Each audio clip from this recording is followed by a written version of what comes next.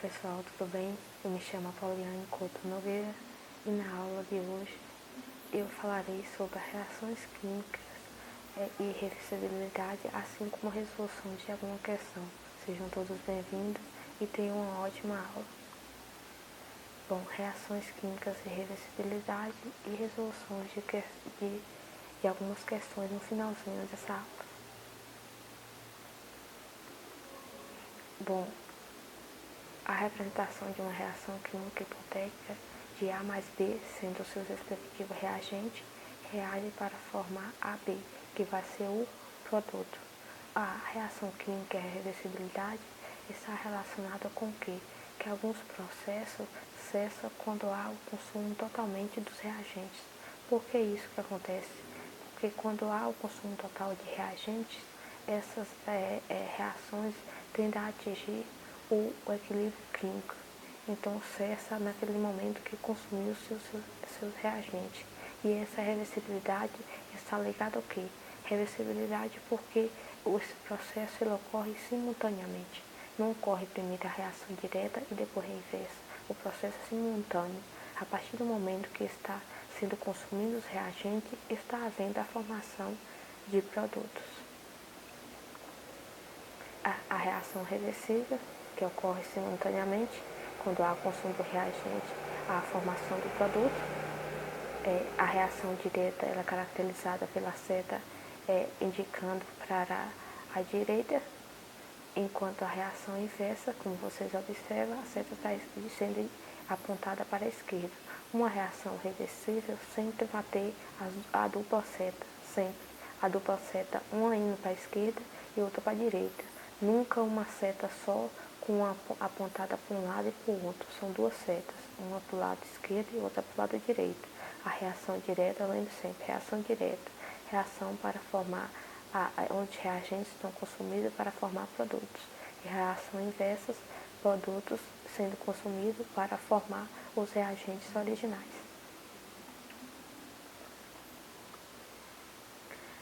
Temos a reação reversível aí, do hidrogênio mais o iodo, o H2 mais o I2, ele reage para formar 2HI, ambos nos estados gasosos.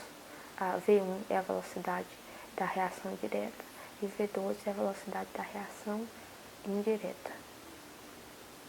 Veremos que V1 e V2 são iguais quando atingir o equilíbrio. Quando atingir o equilíbrio, lembre-se sempre, a velocidade da reação direta é igual à velocidade da reação indireta, numa temperatura constante. Temos um gráfico aí, representando o gráfico de velocidade versus tempo, onde V1 e V2 está representado. V1 está representando, como eu já disse, a reação direta. Os reagentes, observa-se que começa com uma grande quantidade de reagentes e à medida que vai passando o tempo, vai diminuindo essa quantidade de reagentes e vocês observam que no tempo TE, aí exemplificado no gráfico, é onde foi que atingiu o equilíbrio. Atingiu o equilíbrio, a velocidade 1 é igual à velocidade 2. E vocês observam que os produtos, ele começa do zero, assim como a velocidade inicial da reação direta começa do zero. Por quê? Essa formação do produto, ela se dá quando se está consumindo reagentes. Então, os reagentes começam em maior quantidade e vai diminuindo a quantidade, assim como a sua velocidade, ao longo que desencadeia a reação. E a reação inversa, que é a da formação dos produtos, inicia do zero, assim como a sua velocidade, até atingir o equilíbrio do consumo dos reagentes originais, como você verifica no gráfico. Temos também um outro gráfico mais à frente, que é o gráfico de concentração versus tempo. Lembre-se sempre, A, B e C, D são constantes, mas não são necessariamente iguais.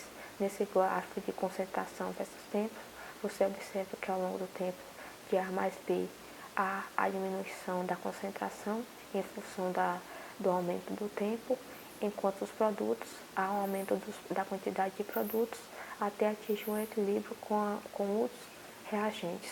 A velocidade de V1 igual a V2, assim como a concentração.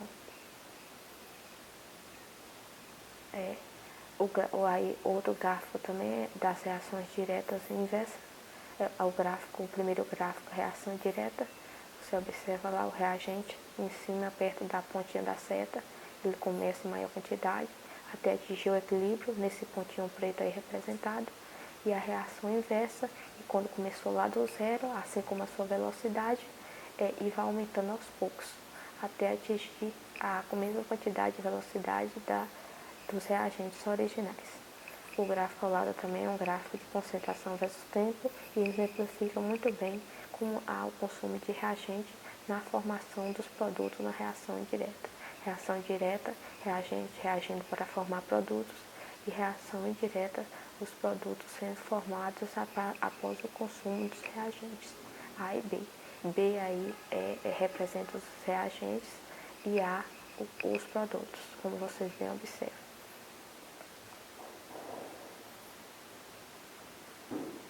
Agora eu irei fazer a resolução de duas questões, uma da Universidade Federal do Rio Grande do Sul, que se diz: uma reação química atinge o equilíbrio quando alternativa A ocorre simultaneamente no sentido direto e inverso. Lembre sempre, quando atingir o equilíbrio químico, quando o gráfico mostra lá que atinge o que fica a linha reta que atinge o equilíbrio, ocorre simultaneamente no sentido direto e inverso no equilíbrio.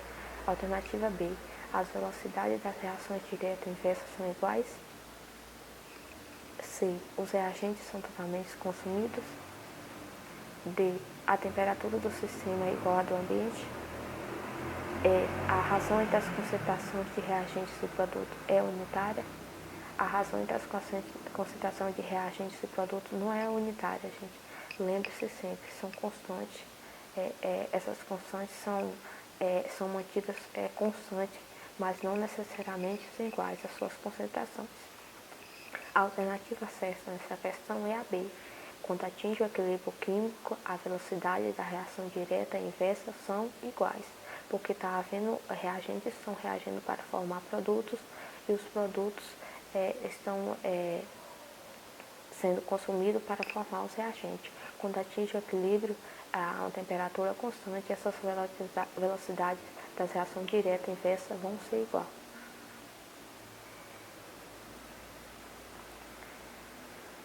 Bom, outra questão resolvida aqui é uma da FATEC, que pergunta: nas condições ambiente, é exemplo de sistema em estado de equilíbrio uma: A, xícara de café bem quente; B, garrafa de água mineral gasosa fechada; C, chama uniforme de bico de Bunsen; D, porção de água fervendo em temperatura constante; E, tigela contendo feijão cozido. Dentre as alternativas, uma que exemplifica bem o sistema de estado de equilíbrio vai ser o quê? Aquela alternativa que demonstra em que é uma situação que é um sistema fechado e não está havendo troca de calor com esse ambiente. Por quê? Porque a partir do momento que há alteração de calor, está havendo alteração nesse estado de equilíbrio. E a maioria das alternativas, aí quando não há a mudança de temperatura, há o que? Uma troca de matéria. A alternativa certa nessa questão é o quê? É a letra B, a garrafa de água mineral gasosa fechada. É um exemplo de um estado de equilíbrio com os seus gases, né, dentro da garrafa. É a alternativa A. Bom, pessoal, obrigado pela atenção. Até a próxima. Se cuidem. Na próxima aula teremos a explicação sobre os fatores de alteração de equilíbrio na variação da temperatura. E também faço um lembrete: se vocês não assistiram às aulas anteriores, corre lá no nosso canal e assistam. Vai ser muito interessante e com muita riqueza de aprendizado. Tchau, muito obrigada.